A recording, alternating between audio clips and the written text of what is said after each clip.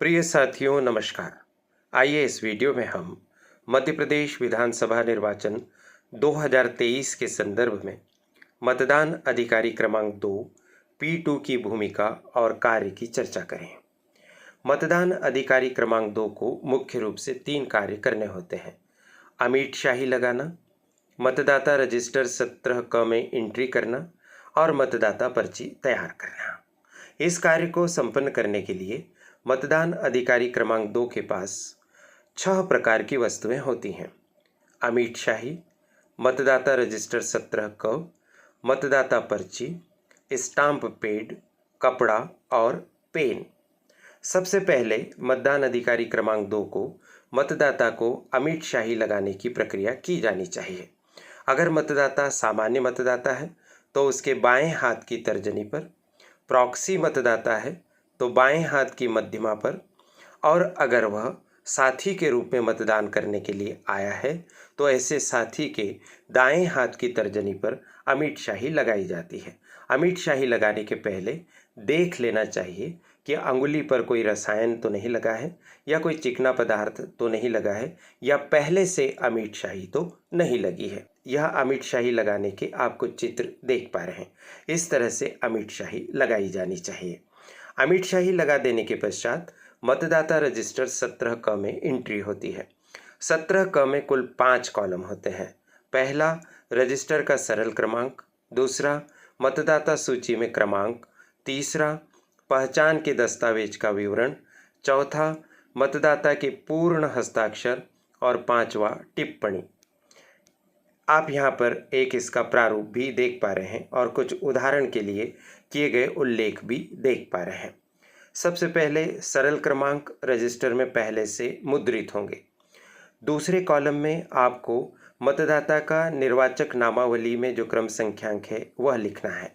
इसके बाद तीसरे कॉलम में पहचान के लिए लाए गए दस्तावेज का उल्लेख करना है। यदि ईपिक लाता है मतदाता तो केवल कैपिटल लेटर्स में ई और पी लिख देना है और ईपिक के नंबर नहीं लिखना है। लेकिन यदि ईपिक नहीं लाता है और निर्वाचन आयोग द्वारा मान्य किए गए पहचान के 12 दस्तावेजों में से कोई भी दस्तावेज लेकर आता है तो उसका नाम भी लिखना है और उस दस्तावेज के क्रमांक के आखिरी 4 अंक लिखना है।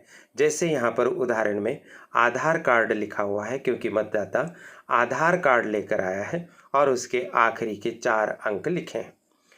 चौथे कॉलम में हस्ताक्षर करना है। हस्ताक्षर स्पष्ट होने चाहिए जिससे उसके नाम का भास या आभास हो रहा हो, जैसे यहाँ पर गोपाल लिखा हुआ है। पांचवें कॉलम में टिप्पणी लिखी जाती है जो हर मतदाता के सामने नहीं लिखी जाती है, विशेष प्रकरणों में लिखी जाती है। जैसे तीसरे नंबर के उदाहरण में लिखा हुआ है EDC voter, election duty certificate का उपयोग करते हुए चूंकि मतदाता ने मतांकन किया है इसलिए यहाँ पर ईडीसी वोटर लिखा हुआ है। कुछ विशेष परिस्थितियाँ आती हैं, उसमें हमें पांचवें कॉलम में एंट्री करनी होती है। फिर होता है मतदाता पर्ची तैयार करना है। मतदाता पर्ची में सिर्फ 3 कॉलम होते हैं। कॉलम 1 में मतदाता रजिस्टर का सरल क्रमांक लिखना होता है, कॉलम 2 में मतदाता सूची का सरल क्रमांक और कॉलम 3 में मतदान अधिकारी क्रमांक 2 के लघु हस्ताक्षर होते हैं।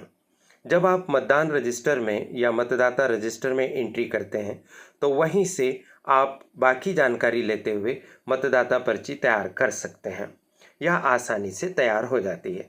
जब आप मतदाता पर्ची तैयार कर लेते हैं तो उस मतदाता पर्ची को आप मतदाता को सौंप देते हैं।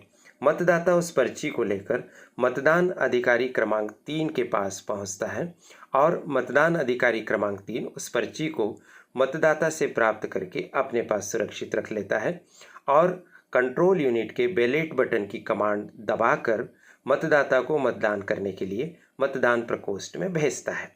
इस तरह से मतदान अधिकारी क्रमांक 2 के तीनों ही मुख्य कार्य संपन्न हो जाते हैं।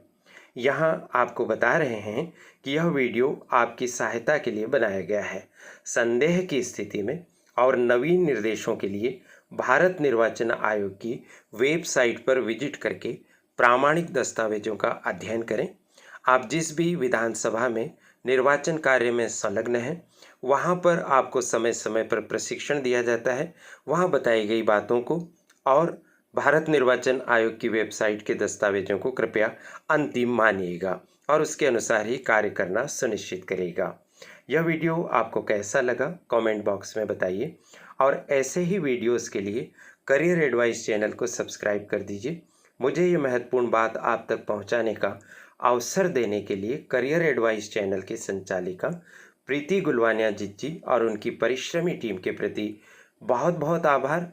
आप निर्वाचन कार्य को सफलतापूर्वक संपन्न कर सकें, इसके लिए शुभकामनाएं। नमस्कार।